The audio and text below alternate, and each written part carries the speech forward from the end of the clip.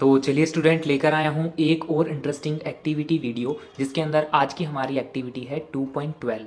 ठीक है, तो ये एक सीरीज़ मैंने स्टार्ट कर रखी है जिसके अंदर हम क्लास 10th की जितनी भी एक्टिविटीज़ हैं थ्रू आउट द बुक उसको वन बाय वन डिस्कस करते हुए चल रहे हैं। प्लेलिस्ट का लिंक जो है वो आपको डिस्क्रिप्शन के अंदर मिल जाएगा। प्लेलिस्ट का लिंक जो है आपको डिस्क्रिप्शन के अंदर मिलेगा, आप वहाँ से प्रीवियस एक्टिविटीज़ को विजिट कर सकते हैं।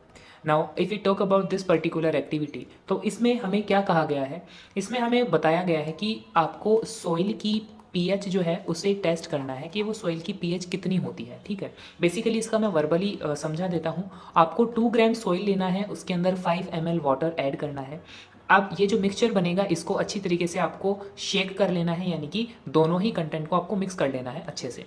उसके बाद में इसको फिल्टर करना है, और ये जो फिल्टर करके जो मिक्सचर सॉल्यूशन की फॉर्म में निकलेगा, लिक्विड फॉर्म में निकलेगा, इसकी पीएच को आपको यूनिवर्सल इंडिकेटर की पेपर की हेल्प से आपको इसकी पीएच को फाइंड करना है। ठीक है, एक्टिविटी के एंड में एक क्वेश्चन पूछा गया है, what can you conclude about the ideal soil pH for the growth of plants in your reason.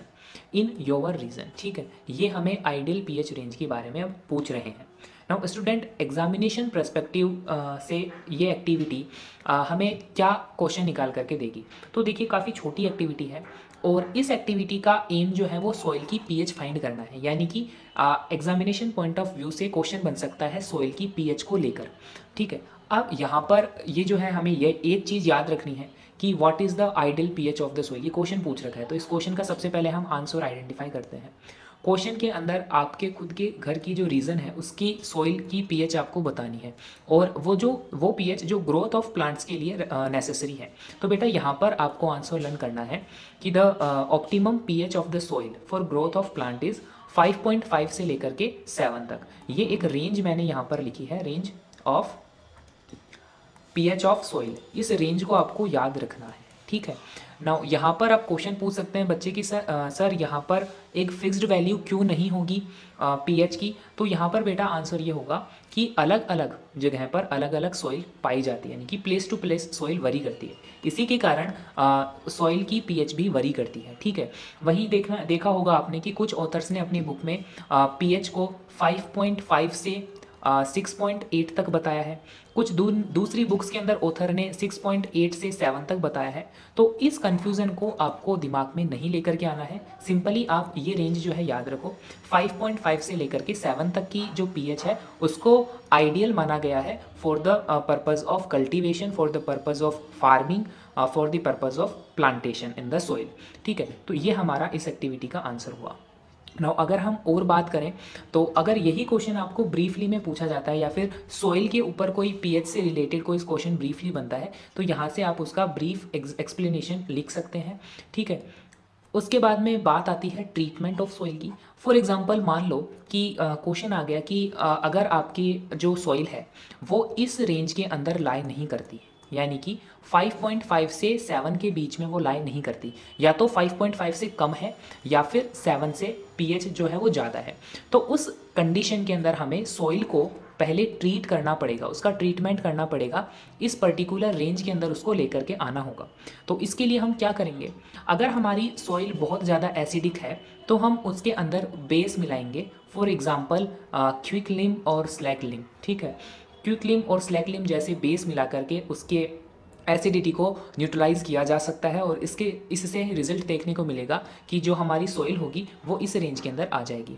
अगर हमारी सॉइल बहुत ज़्यादा बेसिक नेचर की है तो उसके अंदर हमें ऑर्गेनिक मैटर जैसे मैन्योर की फॉर्म में हमें एसिड ऐड करने पड़ेंगे, तो एसिड और बेस मिलके अगेन न्यूट्रल हो जाएंगे एक दूसरे के साथ में, और हमारी जो पीएच है वो आइडियल रेंज में आ जाएगी जिसके अंदर हम प्लांटेशन कर सकते हैं।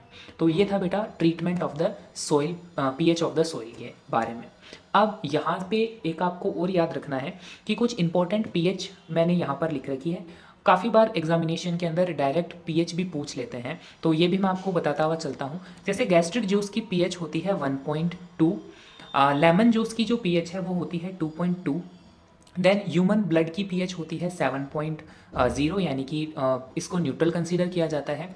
यहीं पर अगर हम बात करें ह्यूमन बॉडी की बारे में, तो ह्यूमन बॉडी की जो रेंज है वो वरी करती है 7 से लेकर के 7.8 तक। तो ये एक नैरो रेंज है जिसके अंदर ह्यूमन बॉडी की पीएच रहती है।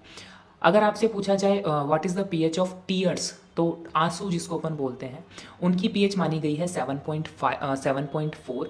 Then what is the pH of human urine की अगर पूछा लिया जाए तो ये वरी करती है 4.8 से 8.4 तक, काफ़ी बड़ी रेंज के अंदर इसका वेरिएशन देखने को मिलता है।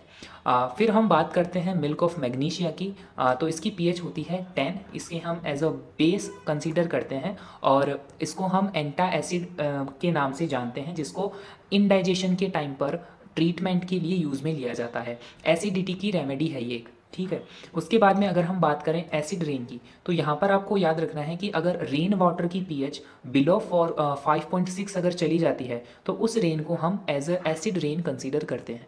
फिर अगर हम बात करें ओरल कैविटी के पीएच की, तो जो अगर ओरल कैविटी है जिसे हम बक्कल कैविटी के नाम से भी जानते हैं, सिंपली अगर मैं बोलूँ तो मैं माउथ बोल सकता हूँ इसको, तो जो माउथ की जो पीएच है अगर वो 5.5 से बिलो चली जाती है तो टूथ डिके का कारण बनती है, ठीक है। तो ये आई थिंक कि कुछ इंपॉर्टेंट पीएच जो है आपको लर्न कर लेनी चाहिए, बिकॉज समटाइम जो है डायरेक्ट क्वेश्चन इनसे बन सकते हैं।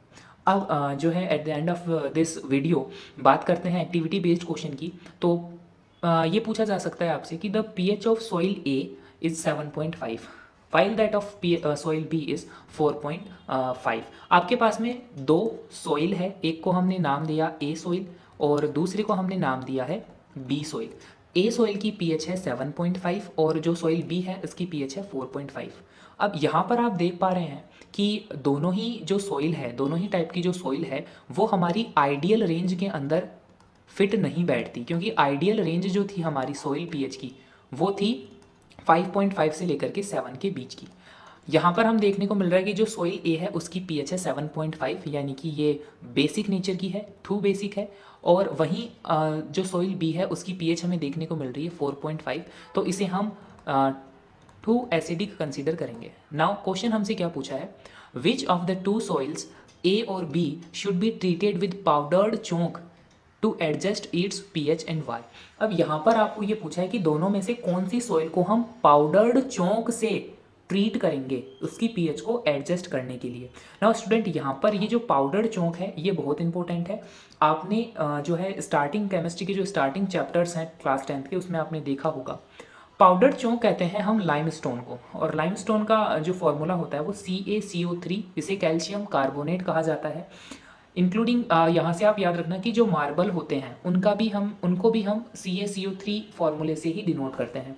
तो जैसे कि पाउडर चोंक हुआ या फिर मार्बल हुआ, और जो वाइट वॉशिंग के बाद में जो हमें प्रोडक्ट देखने को मिलता है वो हुआ, ये सभी कैल्शियम कार्बोनेट कहलाते हैं। तो क्वेश्चन में हमसे ये पूछा है कि कैल्शियम कार्बोनेट से हम कौन सी सॉइल को ट्रीट करेंगे। नाउ स्टूडेंट, यहाँ पर आपको पता होगा कि कैल्शियम कार्बोनेट को हम as a basic salt consider करते हैं। अब यहाँ पर हमें बेस मिलाने के लिए कहा गया है, तो जाहिर सी बात है कि जो सॉइल एसिडिक कैरेक्टर की होगी उसके अंदर हम बेस ऐड करेंगे। तो हमारा आंसर क्या हो जाएगा, the soil B is acidic in nature, so it's treated with the powder chalk to reduce its acidity. ठीक है, तो ये जो है बेटा कुछ एक्सप्लेनेशन था पूरी एक्टिविटी का, और मुझे नहीं लगता कि इस पर्टिकुलर एक्टिविटी से बहुत ज़्यादा क्वेश्चन आ सकते हैं, इसलिए मैंने एक ही जो है एक्टिविटी बेस्ड क्वेश्चन आपको करवाया है। काफ़ी छोटी एक्टिविटी है, सॉइल ऑफ द पीएच के इर्द गिर्द पूरी एक्टिविटी बता रखी है। तो आई होप कि आपको एक्टिविटी कंप्लीट समझ में आई होगी, डिस्कशन इंटरेस्टिंग लगा होगा। अगर अभी भी आपके कोई क्वेश्चन है रिगार्डिंग दिस पर्टिकुलर एक्टिविटी तो कमेंट बॉक्स के अंदर आप उसे पूछ सकते हैं। अगर कंटेंट पसंद आ रहा है तो आप चैनल को सब्सक्राइब कर सकते हैं। मोर वीडियोस देखने के लिए डिस्क्रिप्शन को विजिट कर सकते हैं, जहां पर आपको प्लेलिस्ट के अंदर सारी प्रीवियस एक्टिविटीज़ देखने को मिलेंगी। मिलता हूं आपसे एक और नई वीडियो में एक और नई इंटरेस्टिंग एक्टिविटी के साथ।